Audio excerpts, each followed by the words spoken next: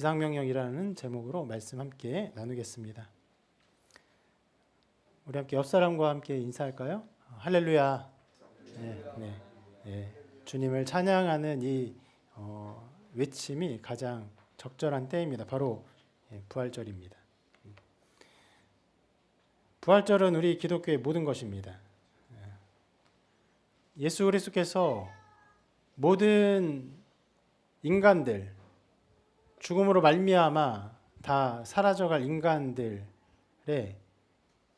부활의 첫 열매로 오사 우리 모든 사람들의 영원한 소망이 되셨습니다. 우리로 이 부활신앙 안에서 예배하게 하신 하나님께 감사드립니다.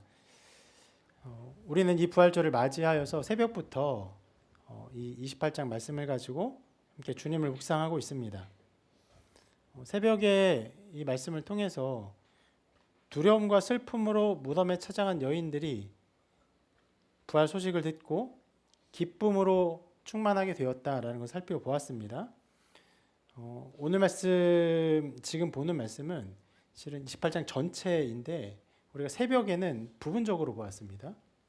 근데 전체적인 내용을 이해하기 위해서 새벽에 살펴본 내용을 지금 다시 조금 되뇌어서 살펴보고 그 이후에 뒤에 말씀들까지 함께 보도록 하겠습니다. 오늘 말씀은 부활하신 예수님의 그 부활한 당시의 일을 기록하고 있는데 새벽의 일부터 기록합니다. 이렇게 시작하죠. 같이 읽어볼까요? 시작. 지나고 안식 후 첫날이 되려는 새벽에. 자, 토요일이 안식일입니다. 안식일이 다 지났어요. 그리고 그 다음 날 새벽, 그러니까 주일이에요.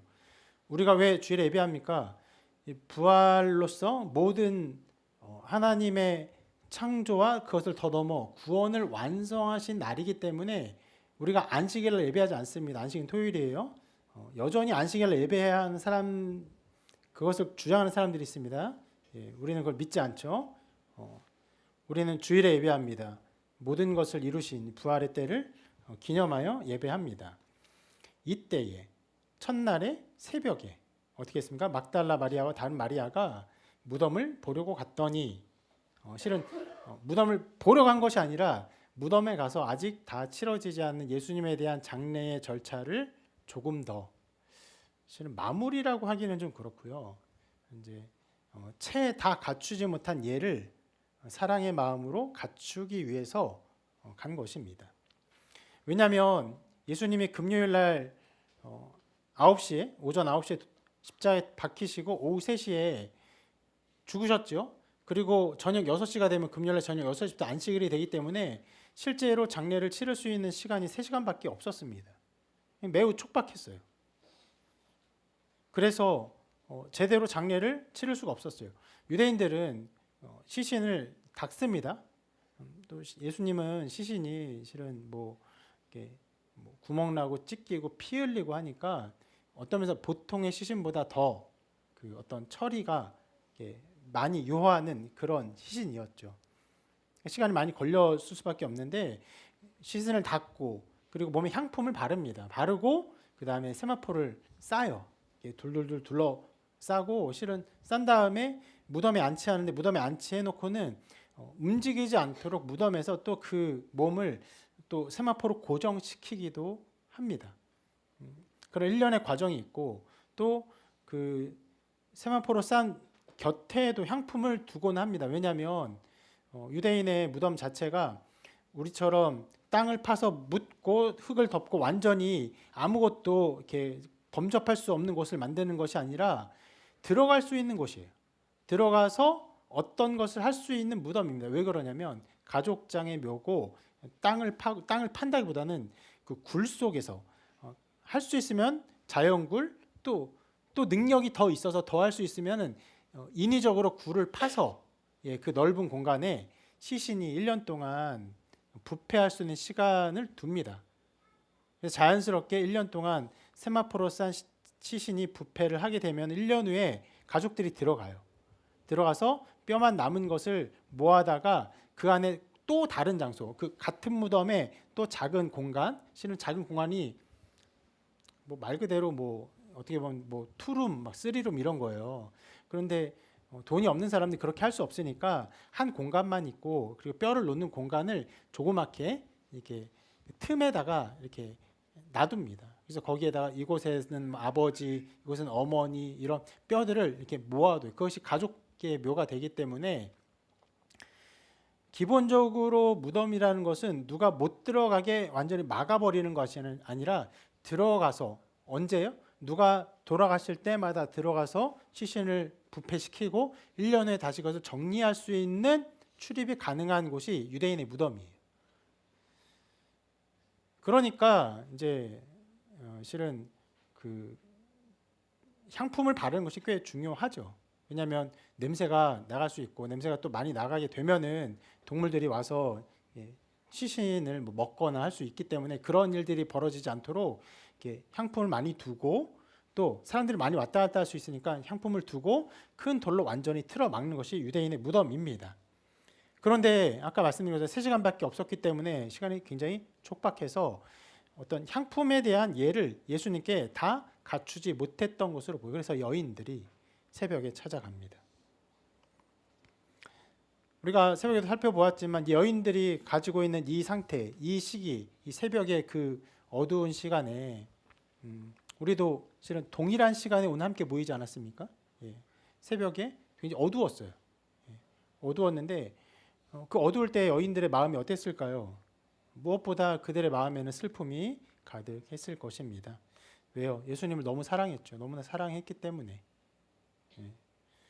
사랑하는 분을 잃어버린 것만으로도 슬픈데 실은 예수님이 돌아가실 때 당했던 조롱과 핍박과 되게 수치스러운 모습들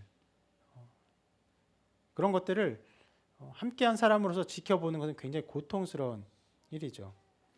실은 우리가 전에 부활절 때는 예수님의 십자가가 어떠한 것인가를 함께 살펴보기도 했었는데 그때 뭐 우리 아이들도 굉장히 좀 놀랐어요. 너무나 잔인하고 충격적인 예수님의 그 십자가형. 굉장히 긴 형이죠. 짧으면은 보통 한 정말 이틀 3일이 걸리고 길면은 일주일 이상이 걸립니다. 그거는 가족들에게 엄청난 정서적 고통을 주는 거예요. 가족이 십자가형을 당하는데 일주일 동안 매달려 있습니다. 그러면 여러분 그 십자가형을 당하는 가족들을 가서 봐야 합니까? 보지 말아야 합니까? 안 보고 그냥 아침 먹고 회사 갔다 점심 먹고 어디 친구 만나고 저녁 먹고 이러면 돼요? 그게 가능합니까? 그러면 그게 불가능하면 식음을 전폐하고 일주일 동안 계속 그냥 그것을 보고 있으면 그건 또 가능합니까? 그 가족이 그 십자가형을 당한 가족이 함께하는 가족들이 자기를 보고 있는 그 모습을 그 기뻐할까요? 또 그런 시간 가운데 배고픔이 느껴지는 그런 모든 인간적인 그런 육체적인 약함도 굉장히 스스로 자괴감이 들 것입니다. 가족들이 죽어가는데 내가 배고파서 뭐 먹고 싶고 이런 모든 모습 자체가. 그러니까 십자가형은요, 그 달려 있는 사람이 실은 발목에다가 이렇게 못질해서 이렇게 버티게 하는 거거든요. 그게 핵심이에요. 발목에 못질하지 않으면요, 이게 손에만 박으면은 횡격막이 쳐져서 질식사로 금세 끝납니다. 질식하지 못하게 하는 거. 왜요? 질식할 것 같으면 사람이 자기 다리에다가 못 박힌 다리에다 힘을 주고 일어납니다. 잠시 숨을 쉬어요.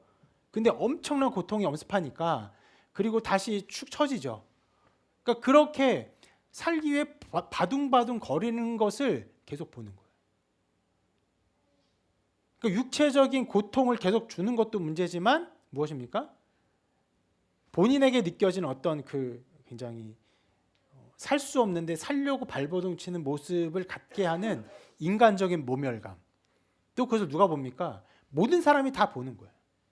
심지어 가족들도 며칠 동안요, 길면 일주일 동안.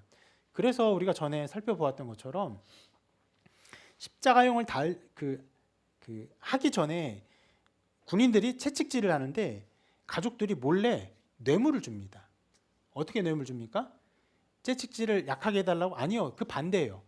채찍질을 가능하면 아주 강하게 해서 거의 죽은 상태로 십자가에 달리게 해달라고 돈을 줘요. 그러면 십자가에 올라가서 이제 꽤 빠른 시간 안에 죽을 수 있으니까.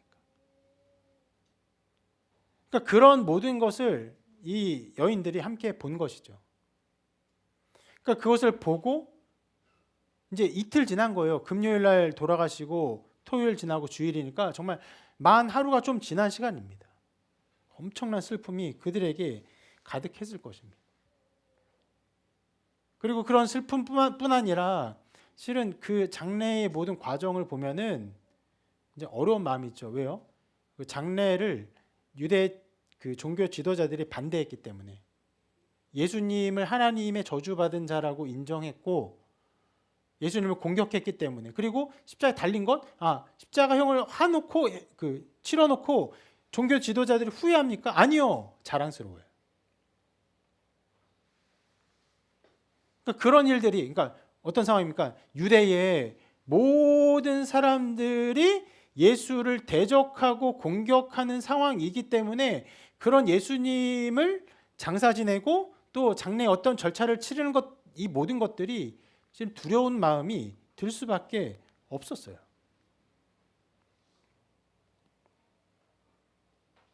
그런데 이러한 어떤 사람들을 무서워하는 두려움 그리고 주님을 향한 어떤 슬픔, 이런 감정들은요 곧장 또 다른 두려움과 기쁨으로 변합니다. 먼저 여인들이 경험한 두려움은 바로 천사들로 인한 두려움이죠. 말씀 같이 한번 읽어볼게요. 시작.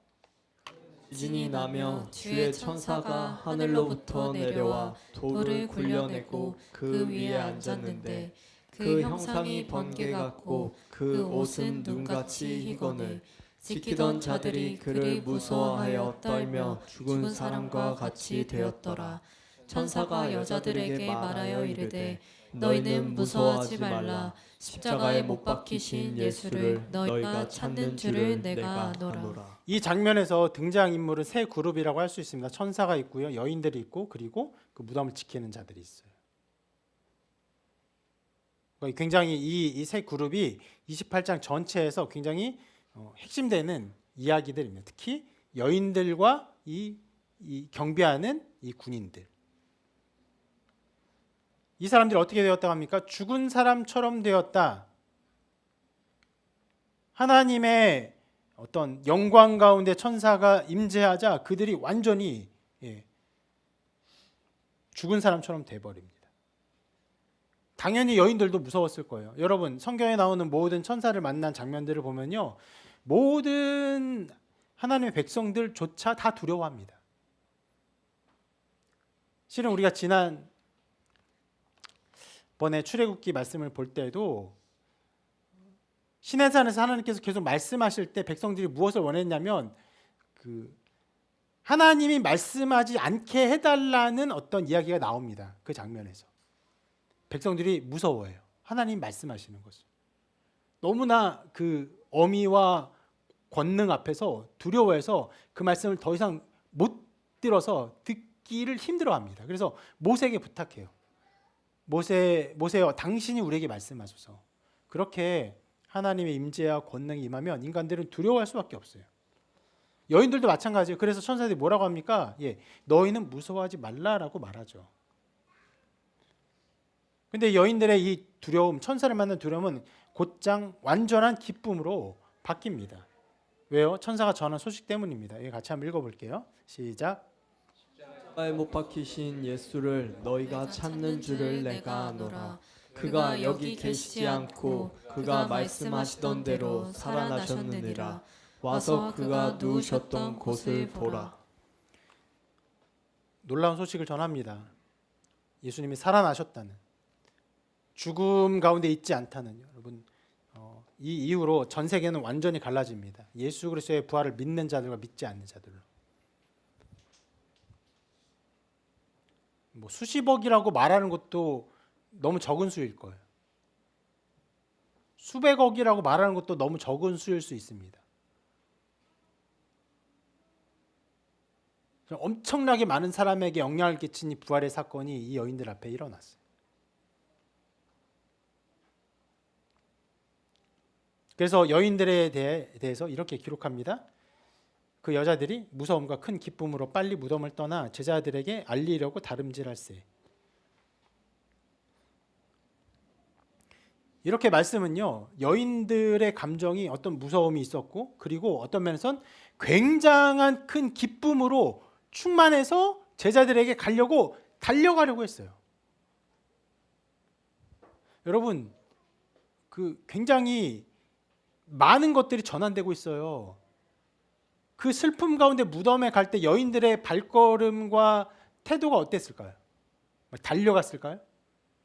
절대 그러지 않겠죠. 걸어갔을 겁니다. 어떤 걸음으로요? 굉장히 그 낙심과 낭망, 슬픔, 아까 말씀드린 것처럼 어떤 두려움으로 가득 찬 그런 무거운 발걸음이었을 거예요. 근데 이제 무엇으로 변했습니까? 다름질로 바뀌었어요.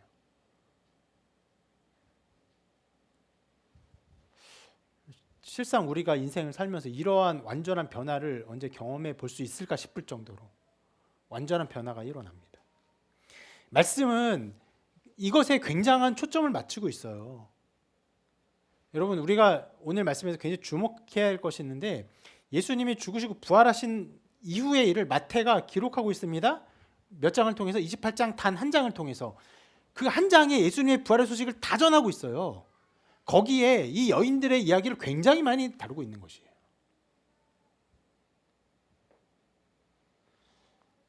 그래서 우리가 새벽에 이 부분을 중점적으로 살펴본 것인데, 실은요 더 깊이 볼 것이 있습니다. 그것을 보기 위해서는 이 여인들이 어떤 면에서는 이 기쁨을 느끼며 변화되었지만, 기쁨 가운데 충만했지만, 그 바로 전에는 무덤을 지키는 자들과 여인들이 같은 감정을 가지고 있었다는 것을 주목할 필요가 있습니다. 아까 천사들이 말했죠. 무서워하지 말라. 그렇게 말을 했습니다. 분명히 여인들은 무서워했어요. 그리고 아까 봤죠? 그 경비하던 사람들, 무덤을 지키는 사람들이 어떤 상태였습니까? 떨며 죽은 사람과 같이 되었더라. 여러분, 그냥 넘길 기록들이 아니에요. 마태는 이 경배하는 자들과 여인들의 이 상황을 굉장히 대조적으로 비교하면서 우리들에게 보여주고 있는 것이에요. 계속 말씀을 보면서 말씀 전체의 목적과 의도를 파악해 보도록 하겠습니다. 자, 어떤 면에서는 이 두 그룹, 여인들과 이 경배하는 자들은 똑같은 두려움, 신적 존재의 임재 앞에 겪게 되는 그 두려움을 동일하게 겪었습니다. 그런데 여인들은 바뀌었죠. 복음의 소식을 듣고 두려움보다는 기쁨이 컸습니다. 그래서 뒤에 무서움과 큰 기쁨으로 라고 기쁨의 큰을 일부러 붙였어요.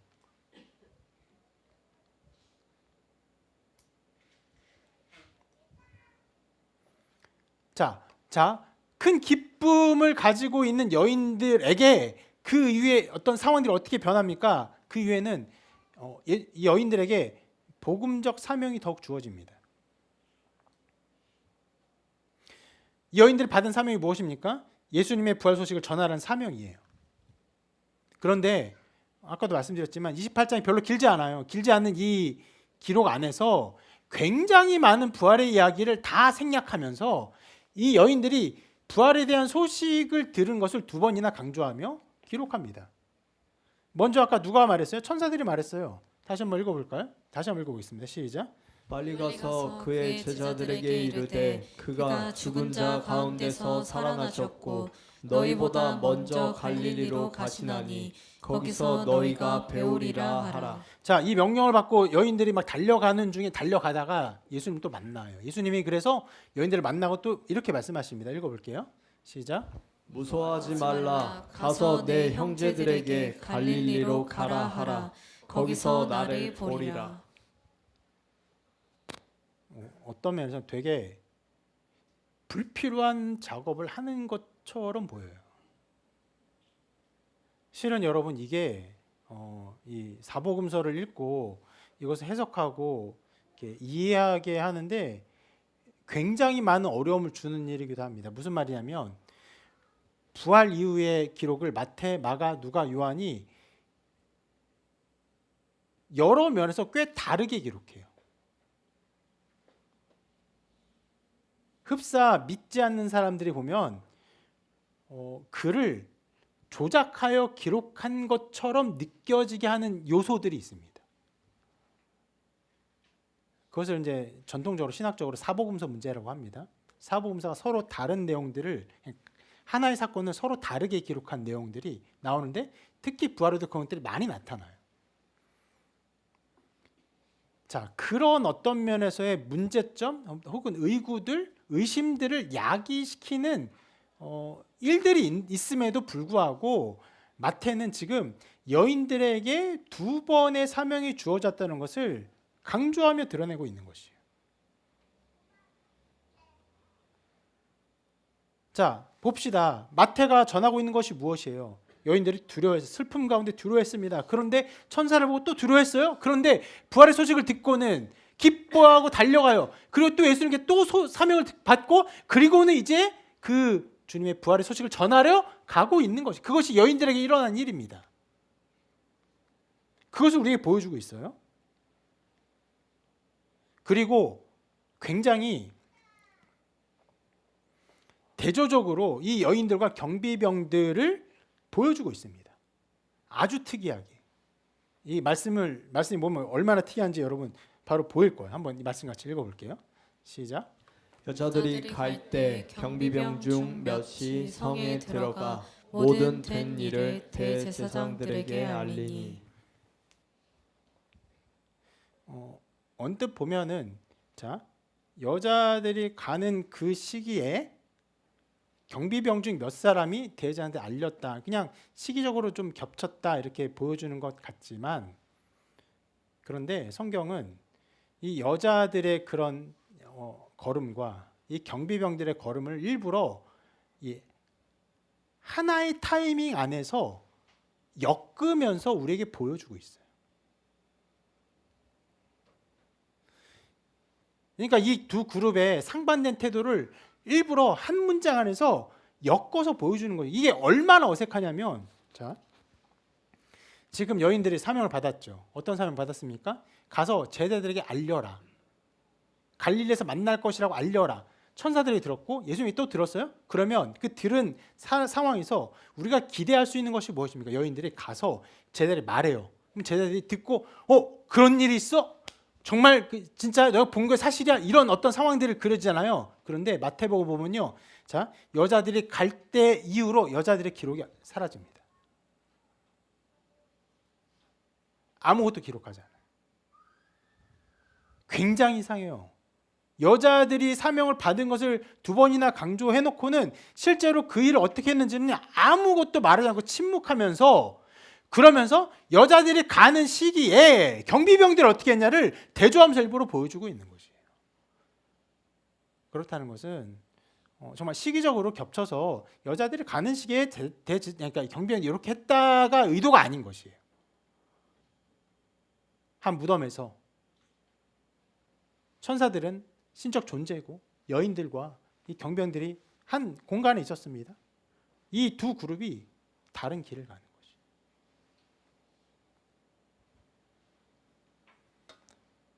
방금 말씀드린 것처럼 여인들이 제들에게 예수님의 부활을 전한 것조차 말씀은 전혀 기록하고 있지 않아요. 그냥 생략하고 나중에 제들이 갑니다. 그냥 갈릴리로. 거기서 예수님 만나요. 경배해요.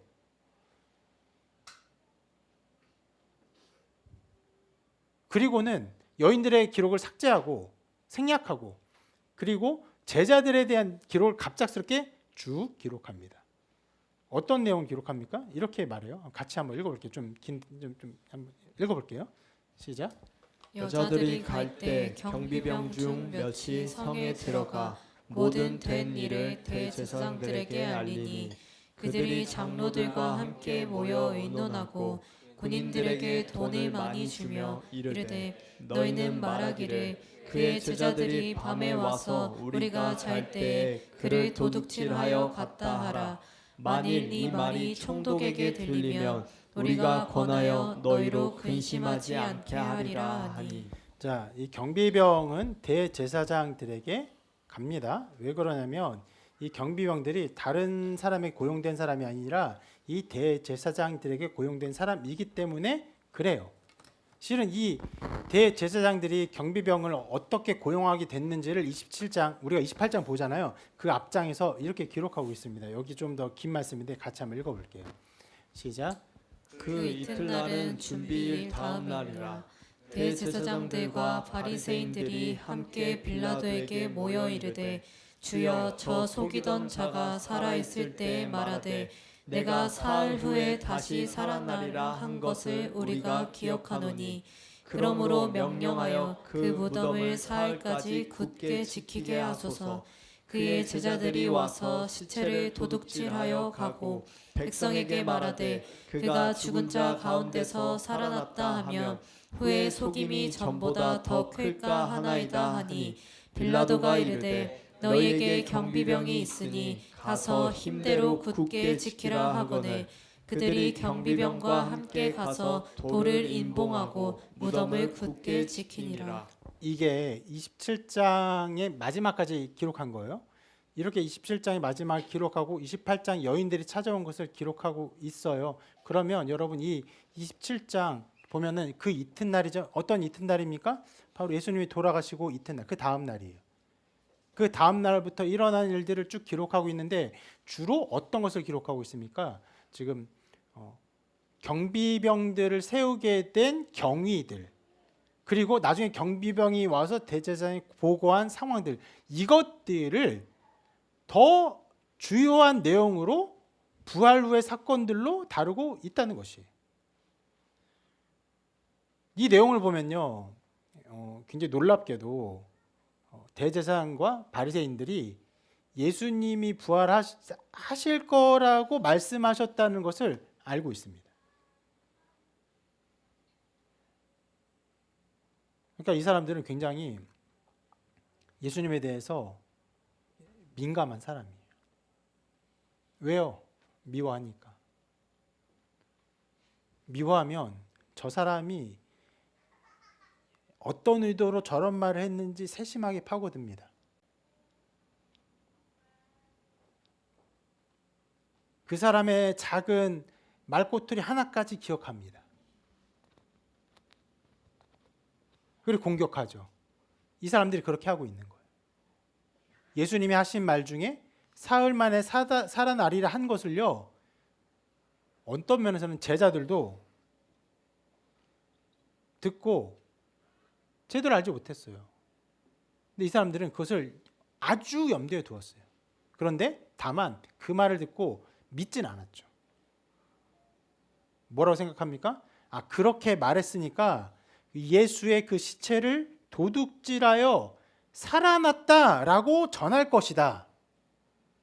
그러면 그 이전, 예수가 죽기 이전에 일어났던 어떤 예루살렘에 있었던 큰 소요 상황들보다 더 큰 일이 벌어질 것이다 라고 보고하는 것이에요. 누구에게? 빌라도에게. 그러면서 무엇을 요청합니까? 빌라도요, 그런 상황이니까 도둑질하지 못하도록 경비를 세워야 합니다. 라고 어떤 면에서는 공식적인 채널을 통해서 이것을 요청한 것이에요. 근데 본디오 빌라도는요, 그 어떤 제안, 이 보고를요, 듣는 척하지만 그대로 하지 않습니다. 빌라도가 그런 사람이에요. 실제로는 여러분, 결국 빌라도가 십자가형을 결정합니다. 결정할 때도 이 사람은 그런 태도를 가지고 있었어요. 그 앞에 이렇게 기록하고 있는데 여기 한번 읽어볼게요. 시작. 빌라도가 아무 성과도 없이 도리어 밀란이 나려는 것을 보고 물을 가져다가 무리 앞에서 손을 씻으며 이르되 이 사람의 피에 대하여 나는 무죄하니 너희가 당하라. 무슨 성과가 없다는 것입니까? 빌라도는 실은 예수님에게 죄가 없다는 것을 알고 있었어요. 그래서 십자가형을 안 내리려고 했습니다. 근데 계속 하니까 마지막 그 방도로 그 명절에 한 사람을 놓아주는 뭐 특사라고 하나요? 그런 특별 사면이 있으니까 이 예수를 놓아줄까 아니면은 바라바를 놓아줄까라고 묻습니다. 그러니까 사람들이 뭐라 합니까? 바라바를 놓아주라고. 예수는 못 박으라고 막 해요. 그러니까 빌라도가 그 자기가 예수를 놓아주려는 어떤 노력을 했지만 성과가 없어요. 그러니까 어떻게 합니까? 결국은 십자가형을 거행하게 해요. 그리고는 뭐라고 합니까? 그 유대인들이 보는 앞에서 물에 손을 씻어요. 손에 물을 씻는 게 아니죠. 예. 뭘 의미하니까 나는 죄가 없다는 것을 유대의 정결 예식을 가지고 공개적으로 선포하는 것이에요. 그러면서 말하죠. 이 사람의 피에 나는 무죄, 너희가 당하라.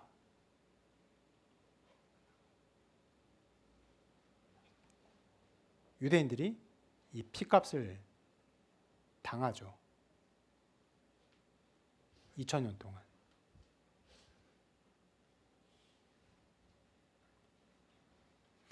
그러니까 빌라도는 저 때에도 아니라고 하면은 그냥 무죄를 해야 되는데 그렇게 못해요. 그러면서 이 사람들의 말을 들어주면서 또 자기는 거기에 죄가 없는 것처럼, 자기는 중립인 것처럼 그런 태도를 취합니다. 그리고 예수님이 죽고 난 이후에도 그 사람들이, 대제사장들이 경비를 세워야 합니다.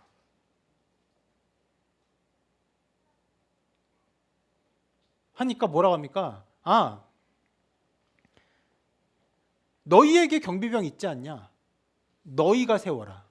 자기는 안 해요.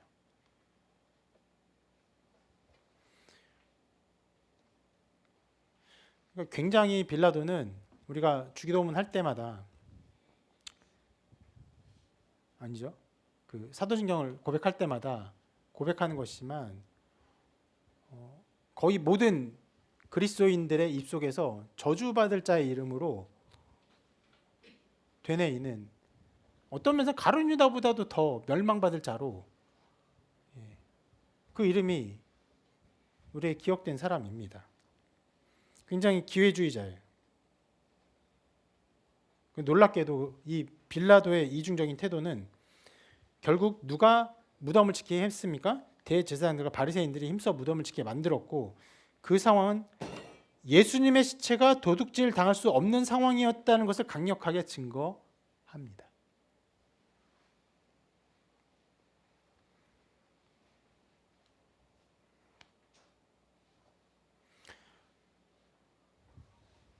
이 모든 절차를 거쳐서 대제사장들, 바리새인들 결국 어떻게 합니까? 경비병을 세워요. 그 무덤을 굳게 지킵니다.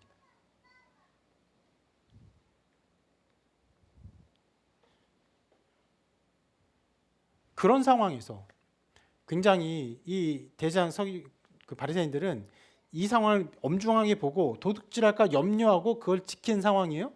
그걸 지키는 상황에서 실은 그 지키는 상황이 만약 한 달, 두 달, 세 달, 네 달이었어요. 그러면 이 사람들이 중간에 방심해서 어쩌다가 어떤 허점이 생겨서 도둑질 당할 수도 있을지도 몰라요. 그런데 언제 그 예수님의 시신이 사라집니까? 이렇게 말하고 그 다음 날, 어떻게 보면 우리 말로 하루 만에 그런 일이 벌어져요. 있을 수 없는 일이 벌어집니다.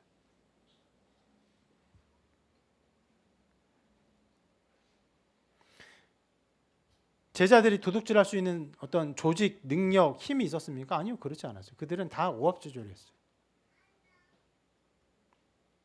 아무 힘도 없는 사람들이었습니다. 이 모든 상황, 비어버린 무덤, 그리고 제자들의 어떤 이후의 모든 상황들, 그리고 그를 예수님을 보았다는 수많은 사람들의 증언들, 이것을 설명할 수 있는 유일한 길은요, 예수님이 부활했다라는 사실밖에 없어요.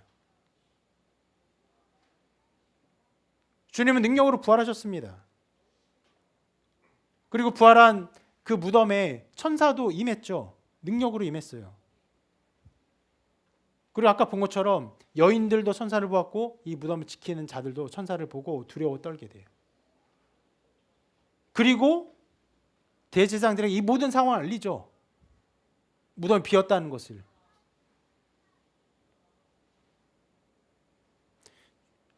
경비병들입니다. 한 사람이 아니에요. 동일한 증언을 하고 있어요. 그들이 동일한 말로 천사들의 임재를 말하고 예수의 부활을 말하고 그 무덤이 비었다는 것을 말하고 있는 것이에요. 그러니까 대제사장들은요, 이 상황을 어떻게든 처리해야 하니까 장로들까지 불러서 사후 처리를 논의하고 일을 처리합니다. 그들이 택한 방식이 이것입니다. 읽어볼게요. 시작. 군인들에게 돈을 많이 주며 이르되 너희는 말하기를 그의 제자들이 밤에 와서 우리가 잘 때에 그를 도둑질하여 갔다 하라. 어떤 면에서 가장 어처구니 없는 해결책을 제시합니다. 경비병들이 밤에 잘 때, 지킨 지 얼마 만에, 하루 만에.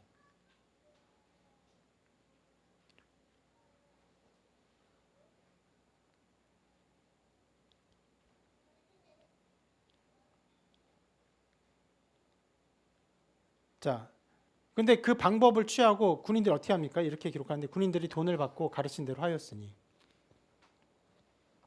자, 이것이 여인들과 다른 길을 간 군인들의 걸음이었어요. 그들은 분명히 예수님이 부활하신 것을 알았어요. 천사의 임재도 보았습니다. 그 임재 가운데 심히 두려워서 거의 죽을 뻔했어요. 그럼에도 불구하고 어떻게 했습니까? 돈을 사랑했어요. 자기 안위를 기뻐했어요. 그리고 말도 안 되는 헛소문을 퍼뜨립니다. 자, 이것이 마태복음이 우리에게 전하는 바예요. 다른 모든 것을 다 차지하고 여인들과 이 경비병들의 이야기를 우리에게 보여주고 있어요. 같은 경험을 했지만 다른 소리를 합니다. 그들은 보고 들은 것을 그대로 전하지 않았습니다. 멸망받을 소리만 하고 있어요.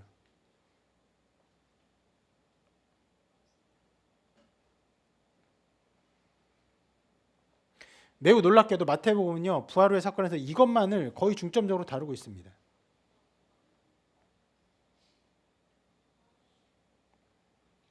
이 군인들의 행동, 이 대제사장들이 얼마나 바보 같고 어리석은 일입니까? 그런데 정말 놀라운 일이에요. 그들의 계략, 그들의 모략, 말도 안 되는 어떤 이 방책들, 이 모든 것이 무엇을 증거합니까? 주님께서 부활하셨다는 것을 증거하는 것이에요. 그들은요, 이 대제사장 서기관들은요, 제자들보다 더 치밀했어요. 이미 알고, 사후가 아니었어요. 이미 알고 경비병들을 세웠습니다. 심지어 아까 본 것처럼 공식적으로 본디오 빌라도에게 요청해서 경비병을 세울 것을 구했어요.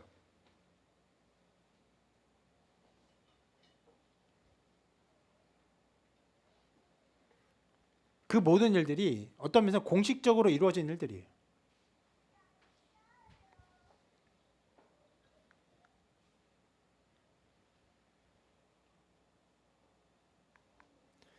그리고 경비용들은 어떻게 했습니까? 대제사장의 말을 따라서 그들이 자는 중에 예수의 시체를 도둑질했다는 것을 증언했습니다. 여러분, 이 증언을 잘 보면요, 무엇을 말하고 있습니까? 경비병들이 우리가 그 무덤을 지키고 있었다라는 것을 고백하는 것이. 이해가 되십니까?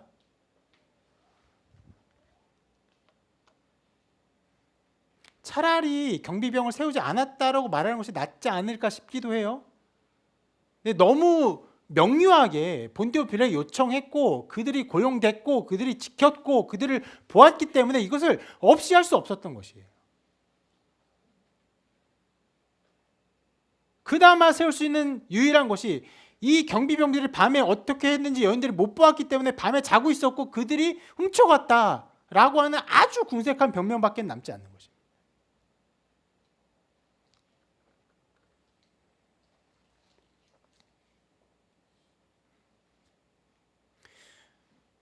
자, 이렇게 말씀은요, 예수의 부활이 얼마나 확실한가, 실은 그 반대파들의 치밀함을 가지고 더욱더 그 부활의 확실성을 증거하는 상황들을 기록하고 있습니다. 그런데 그것만이 아니에요. 성경은 주로 기록하는 것은 어떤 사실에, 예를 들어서 예수님께서 부활하신 게 너무 사실이다, 이것을 논리적으로 증명하지 않습니다. 왜요? 너무나 사실은 그냥 기록해요. 실은 이 부분도 그것을 반증으로 삼기 위해서 기록한 것이라고 볼 수 없습니다. 도리어 성경의 모든 기록의 목적은 무엇입니까? 인간이 얼마나 죄인인가를 보여줘요. 여기에 목적도 실은 거기에 더 초점이 맞춰져 있습니다. 그래서 자, 저 거짓말, 말도 안 되는 훔쳐갔다는 거짓말이 어떻게 됩니까? 그 거짓말의 어떤 효능을 말씀이 이렇게 같이 읽어볼게요. 시작. 군인들이 돈을 받고 가르친 대로 하였으니 이 말이 오늘날까지 유대인 가운데 두루 퍼지니라. 네, 저게 문제예요. 저 말도 안 되는 거짓말이 퍼졌어요.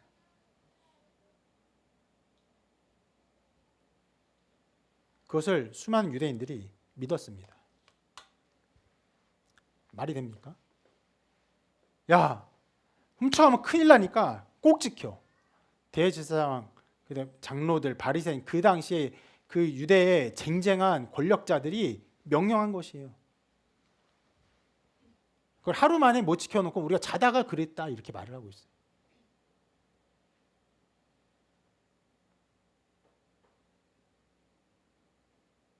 말도 안 되는 거짓말을 유대인들이 믿은 거예요.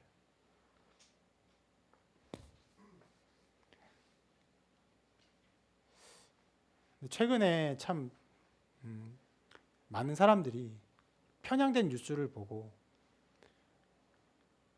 편향된 주장을 하고 그게 굉장히 진리인 것인 것 마냥 그 뭐 100명, 200명 수준이 아니죠. 수십만 혹은 수백만의 사람이 그걸 믿는 것을 우리가 보지 않습니까? 그럼 그 당시에도 그런 말도 안 되는 이런 거짓말을 믿고 수많은 사람들이 미혹되고 하는 것들이 실은 인생을 지나오면서 한국 사회를 보면서 정말 가능하구나 라는 것을 깨닫게 됩니다. 그때나 지금이나 무엇을 보여줍니까? 인간이 완악해요. 완악하고 완고해서 자기가 믿고 싶은 것만을 믿으려 합니다. 예수님을 위한 유대인들도 끝까지 회개하지 않아요. 아주 완고하게 이 거짓말을 믿어요. 어떤 면에서는 아까 빌라도 한 말이 성취되는 것이에요. 무엇입니까? 이 피값을 너희가 당하라. 하나님의 아들이신 예수 그리스도의 피값을 그들이 당하는 것이에요. 유대인들의 마음 상태가 어떠했는지는 나중에 실은 본격적으로 복음을 전하고 그들이 그 보이는 반응, 그 모든 복음 전하는 상황에서 우리가 좀 알 수 있는데 성령이 임하시고 베드로가 처음 성령의 능력 가운데 설교할 때 마지막에 이렇게 외칩니다. 이 부분 같이 한번 읽어볼게요. 시작.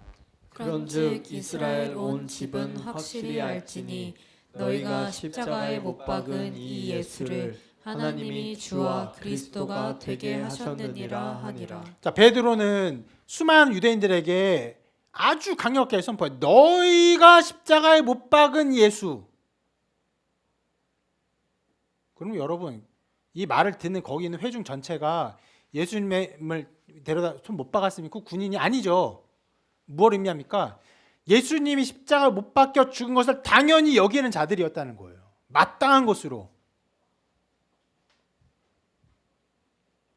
정서적으로 동의하며 정서적으로 예수님을 죽을 자로 죽어 마땅한 자로 인정하고 그런 유대 사회를 만들었어요. 이 모든 사람들이. 그들의 죄를 베드로가 이렇게 고발하는 것입니다. 그리고 이 고발에 대해서 그들이 이렇게 반응합니다. 여기 같이 읽어볼게요. 시작.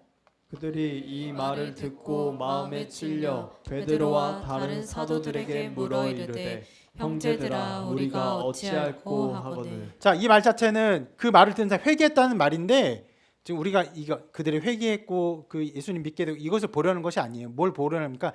그 당시에 유대인의 정서를 보려고 하는 건데 자, 마음에 찔렸다는 건 무슨 말입니까? 그들이 정말 예수를 못 박은 것을 인정하고 그것을 기뻐하고 즐거워했던 마음이 그들 안에 깊게 내재해 있다는 거예요.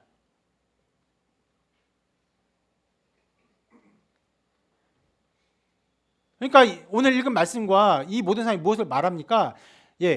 못 박았어요. 그리고 예수님이 부활했는데 이 부활의 사실을 전하지 못하게 경비병들에게 훔쳐갔다라고 했는데 사람들이 다 그것을 믿고 그 예수라는 사람 부활했다. 아니야.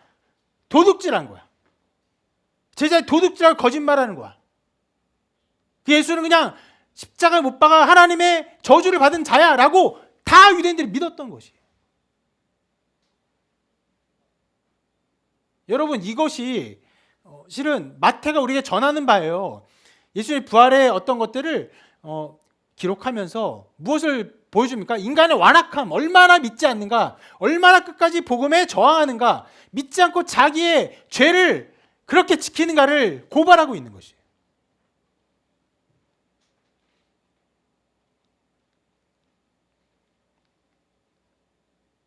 마태는 실은 이런 마태, 마가, 누가, 요한 이게 사복음서가 복음서 4개나 있는데 이 4개 복음서가 서로 다른 기록 목적을 가지고 있습니다. 마태복음은 그 중에 가장 유대주의적인 복음서예요.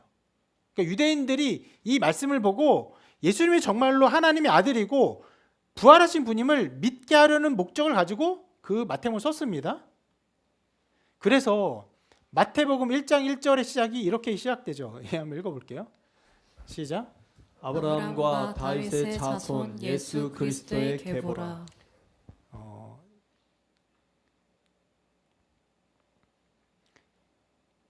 성경을 처음 읽는 사람들이 갑자기 뭔가 계보라고 말하면서 족보를 읽게 됩니다. 그래서 2절 3절이 이렇게 나오거든요. 계속 읽어볼게요. 시작.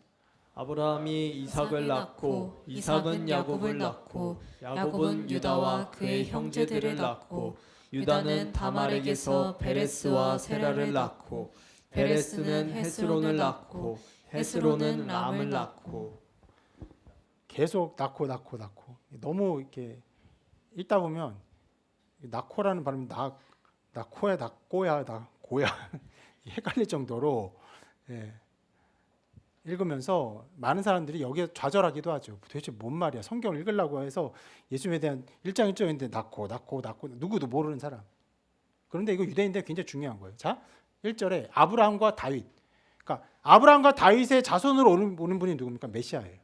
그들은 아브라함의 자손이며 다윗의 자손인 메시아가 그들에게 올 것을 기대하고 지금도 고대하고 있어요. 예수는 그냥 저주받을 자로 죽은 자로 생각하고 지금도 아브라함과 자손의 후손으로 메시아가 올 것을 고대하고 있습니다.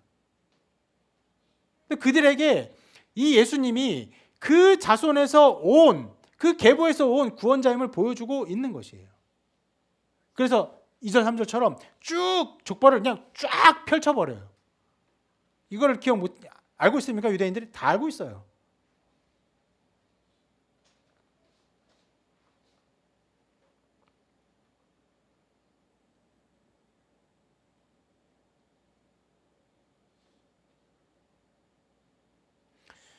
그렇게 유대인들에게 복음을 전하기 위해서 이렇게 말씀을 시작한 사람이 마태가 마지막에는 무엇을 말합니까?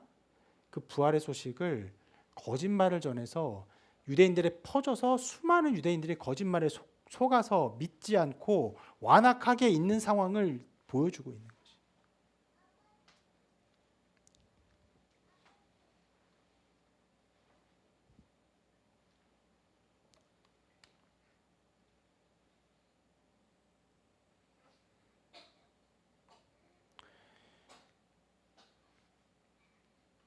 근데 그 유대인들이 그렇게 했다라는 것을 이제 유대인들의 관점만을 본다면은 실은 우리와는 좀 관계가 없는 것처럼 보이지만 성경은 그 유대인들의 태도의 근원적인 것에 무엇을 말합니까? 인간은 그렇게 죄 가운데 거하며 빛을 외면한다는 것을 말하고 있어요. 여러분, 복음을 외면하는 것 이상한 일입니까? 아니, 이상한 일이 아니에요. 당연한 일이에요. 인간은 죄 가운데 태어나서 죄 가운데 태어났더니 무엇입니까? 하나님 없다라고 하면서 자기가 하나님이에요. 자기의 모든 것이 최고예요. 내 판단, 내 결정, 내 생각, 내 느낌, 내 기호, 그게 나의 전부예요. 눈앞에 보이는 아주 명료한 부활의 사실이 있어도 관계없어요.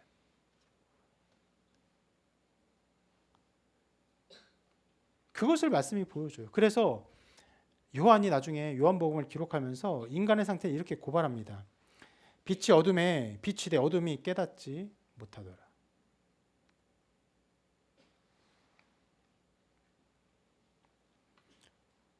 실은 이 모든 말씀이 무엇을 보여줍니까? 인간 사회의 절망적인 것을 보여줘요. 부활하셨어요. 부활의 소식을 가지고 여자들이 갑니다. 실은 거기서 확 끊어버려요. 그리고는 이 경비병들의 말들을 전하면서 이 말이 전해서 유대인들이 믿지 않아요. 그 가짜 뉴스에 많은 사람이 유대인들이 다 지금도 속아서 멸망 가운데 있습니다.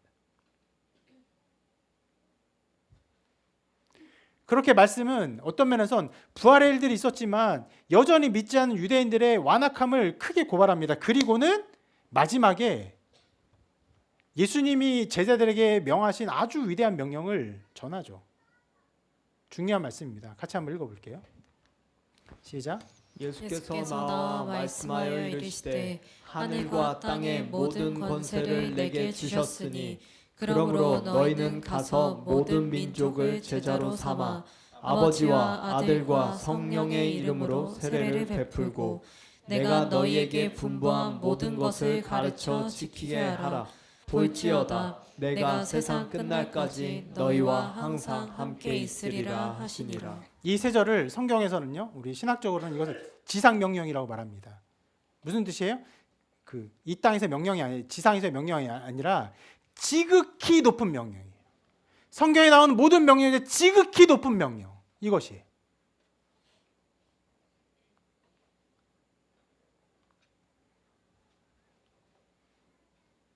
이것이 제자들에게 주어진 것입니다.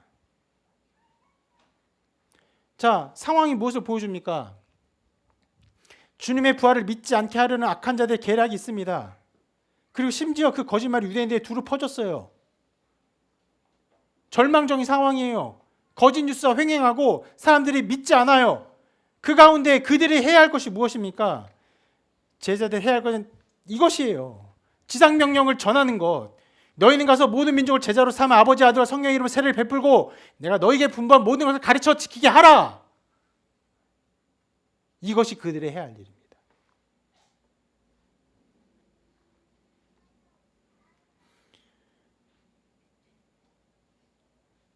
주님의 이 명령에 따라서 복음을 전하는 것만이 악한 자들의 계략을 뚫고 인간의 악함을 뚫고 하나님의 나라를 세우는 유일한 방법입니다.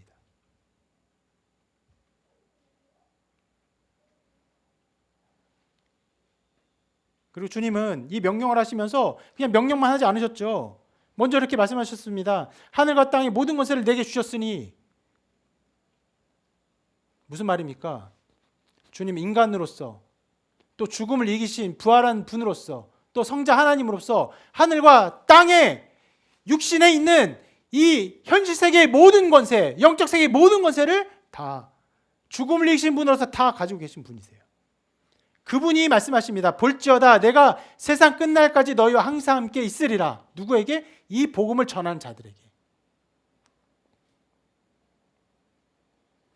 복음 전하는 것은 어렵습니다.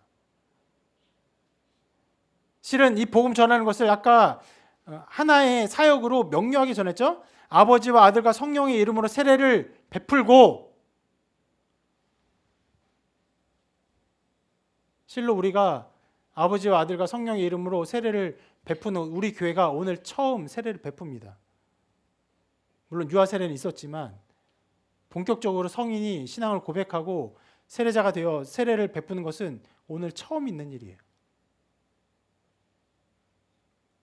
교회가 온 힘을 다하고 목회자는 저뿐 아니라 이 교회 성도인 여러분들이 모든 에너지와 정성과 인생, 삶 자체를 다 드리고 이 교회 사역을 충만히 감당해도 이제 7년 만에 우리가 첫 세례자를 함께 세우게 되었습니다.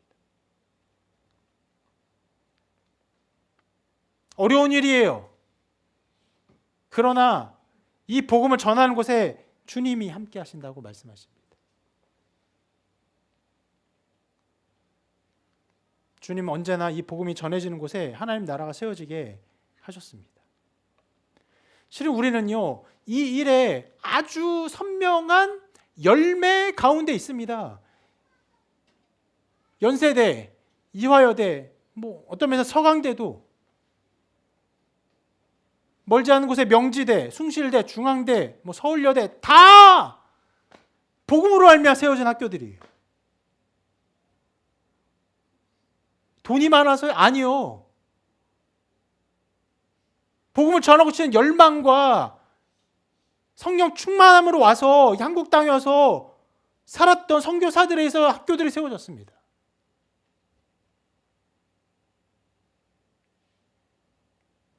그리고 이 말씀 우리에게 말합니다. 주님 부활하신 것은 명료해요. 그러나 믿지 않는 자들이 여전하고 거짓 뉴스와 잘못된 소식들 가운데 수많은 사람이 미혹되고 넘어집니다. 그런 가운데 우리가 무엇을 해야 됩니까? 주님이 함께 하실 믿고 전하는 거예요. 어떤 모양과 어떤 형태가 될지 몰라요.